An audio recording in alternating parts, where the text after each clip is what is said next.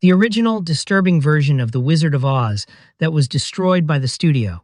I used to think there was some dark, hidden cut of this movie, like a version so strange it had to be buried.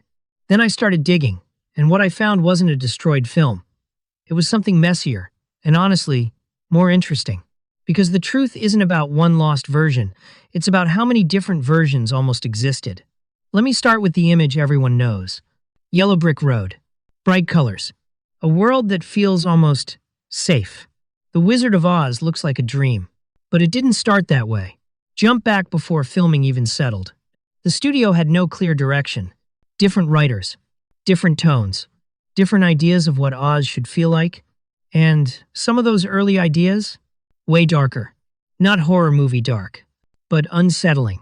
More in line with the original. The Wonderful Wizard of Oz, which isn't as cheerful as people remember. Creatures felt stranger. The world felt less friendly, less colorful. And at one point, they leaned into that.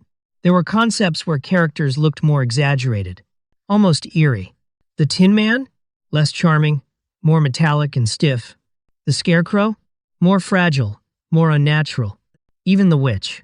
Less theatrical, more threatening. And I didn't expect how close some of those ideas came to being real.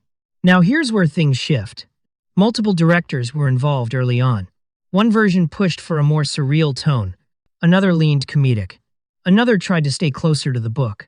And because of that, the film kept changing. Scenes were written, then scrapped, shot, then removed.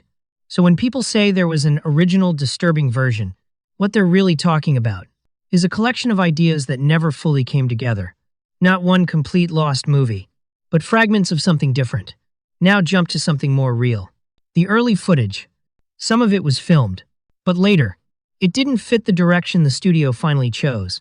So it was cut, replaced, forgotten. And over time, most of that material disappeared. Not because it was too disturbing, but because the film was being reshaped into something else, something more polished, more consistent, more appealing. Now here's the part that surprised me the most.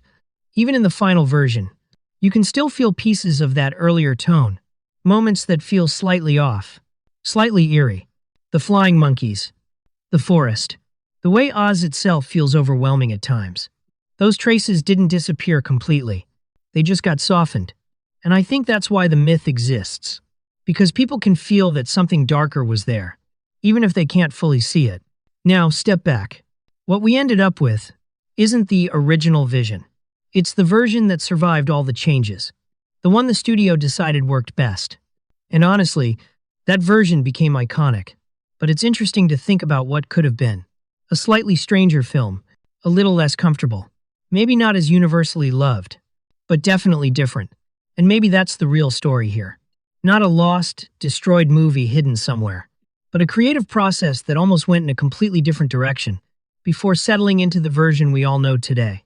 And once you realize that, you don't just watch The Wizard of Oz the same way anymore. You start noticing the parts that almost slip through. The hints of something just a little darker, still hiding inside a world that looks bright on the surface.